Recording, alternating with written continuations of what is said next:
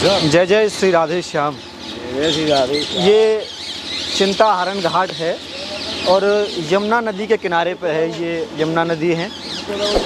वैसे तो ब्रज के हर जो जितने भी पर्यटक स्थल हैं या फिर कहोगे तीर्थ स्थल हैं, तीर्थ स्थल ज़्यादा बेहतर शब्द है पर्यटक स्थल की तुलना में, सब के सब बेहद खूबसूरत हैं और हर एक अपने स्थल की जितना वो सुंदर है, जितना खूबसूरत है, उससे सुंदर उसकी कहानी है, उससे जुड़ा इतिहास है।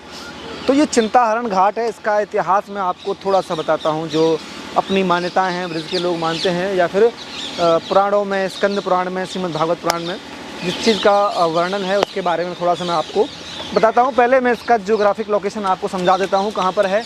ये गोकुल से चलेंगे, थोड़ा आगे आएंगे रमण रेती, और रमण रेती से आगे चिंताहरण घाट। ये पीछे यमुना जी बह रही हैं। क्या कहानी है इसकी, आपको याद होगा अगर आप भगवान श्री कृष्ण के पूरे जीवन से परिचित हैं तो बचपन में जब भगवान श्री कृष्ण ने मिट्टी खा ली थी तो यशोदा मैया ने उनको कहा कि अपना मुंह खोलिए, दिखाइए आपने क्या खाया हुआ है। तो जब मिट्टी खाने के बाद भगवान श्री कृष्ण ने अपना मुंह खोला तो भगवान श्री कृष्ण योगीराज हैं, मतलब अखंड आनंद हैं, उनका तो कोई पार नहीं है। आप जानते ही हैं, भगवान श्री कृष्ण ने अपना मुंह खोला तो माता जी को उनके मुख में पूरा ब्रह्मांड दिखाई दिया।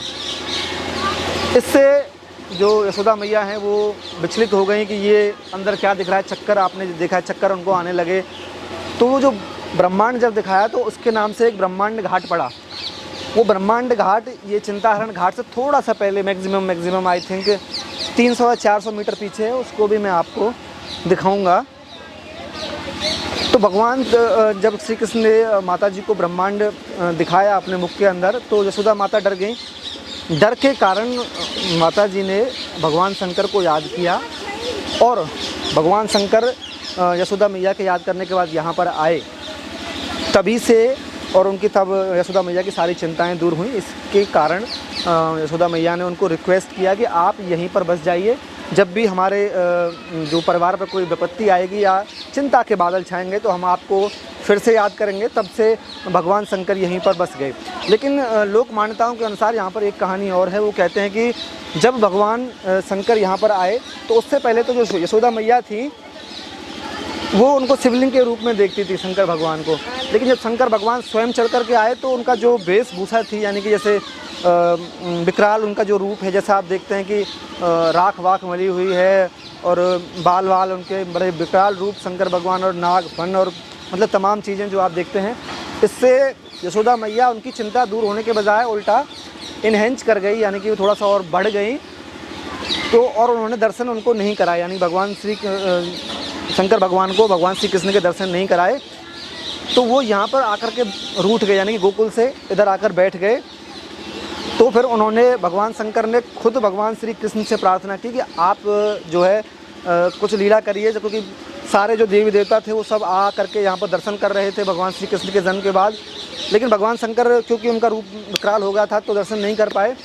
तो खुद ही भगवान कृष्ण रोने लग गए और तमाम यत्न किए लेकिन चुप नहीं हुए। तो फिर कोई यशोदा मैया मतलब को किसी ने बताया कि वहाँ पर एक जो है महाराज बैठे हुए हैं और बड़े पहुँचे हुए महाराज हैं, आप इधर जाइए, लाला को उधर दिखाइए तो सारा मामला ठीक हो सकता है। तो यशोदा मैया यहाँ लेकर के आई, भगवान शंकर को भगवान श्री कृष्ण के दर्शन कराए और सारी चिंताओं से दूर हुई। तो तब से भगवान शंकर यहाँ पर विराजमान है। चिंताहरण घाट इसका नाम है।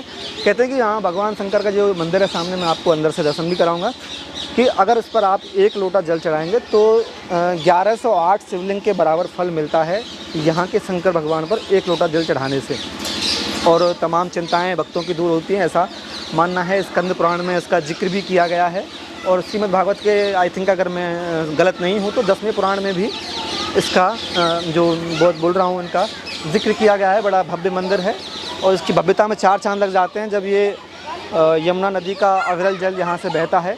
अभी तो यमुना नदी में जल का प्रवाह थोड़ा कम है, बाकी जब यमुना नदी अपने उफान पर होती है तो बड़ा मनोरम दृश्य यहाँ पर देखने को मिलता है। यहाँ पर लगातार श्रद्धालु आते रहते हैं।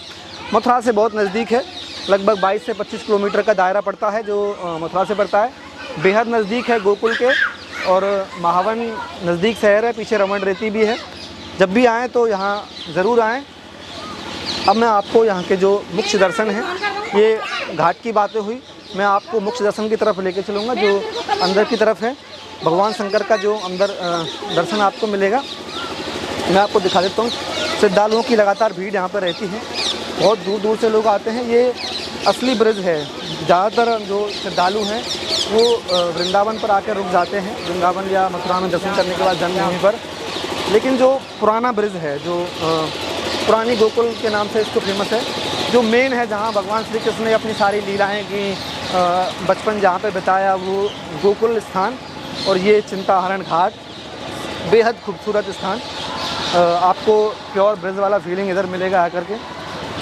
कभी समय लगे आपको घूमने फिरने का मन हो तो ज़रूर इधर आएँ। मैं आपको बिल्कुल अंदर अब लेके चलता हूँ। ये यहाँ से एंट्रेंस गेट है, सीधा रास्ता आता है गोकुल से, और ये अंदर हम चल रहे हैं। भगवान शंकर के दर्शन करेंगे। आप देखेंगे अंदर मतलब काफ़ी भीड़ है और अक्सर रहती है यहाँ पर, क्योंकि काफ़ी मतलब प्रसिद्ध शिवालयों में से एक है ये। चिंताहरण महादेव जी का ये मंदिर है। ये देखिए काफ़ी इसे लेना पड़ेगा, पर भीड़ है अंदर शायद हम कैसे जाएंगे, मेरे को देखना पड़ेगा एक बार। ये आप देख सकते हैं, ये भगवान शंकर के दर्शन अंदर हो रहे हैं। काफ़ी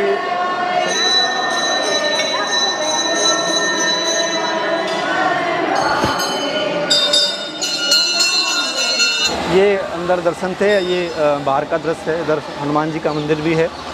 इधर शायद ये शनिदेव का मंदिर है। ये अलग से मूर्तियाँ रखी हुई हैं। ये शनिदेव का, और ये कैसे हैं ये पता नहीं, क्या मामला है भगवान जाने। बाकी कुल मिला करके काफ़ी सुंदर स्थान है। ब्रज के तमाम तीर्थ स्थलों में से एक चिंताहरण घाट। यहाँ से पीछे है ब्रह्मांड घाट। तो जब भी इधर आपका चक्कर लगे एक बार ज़रूर दर्शन करें और अपनी चिंताओं को मुक्त करने के लिए कहते हैं कि इस पर एक लोटा जल डालिए तो आपकी सारी चिंताएं मुक्त हो जाती हैं। भगवान कृष्ण के समय में यशोदा मैया की सारी चिंताएं यहाँ से दूर हुई थी। इसलिए मानता है कि यहाँ पर जब भक्त लोग आते हैं और एक लोटा जल भगवान शंकर पर चढ़ाते हैं तो, और उसमें श्रद्धा भाव होती है पूरी, तो तमाम चिंताओं से मुक्त हो जाते हैं। वैसे भी शंकर भगवान बड़े दयालु भगवान माने जाते हैं, बहुत जल्दी प्रसन्न हो जाते हैं। इसीलिए भी मात्र एक लोटा जल ही आपकी चिंताओं को दूर करने के लिए काफ़ी है, ऐसी यहाँ की मान्यता है।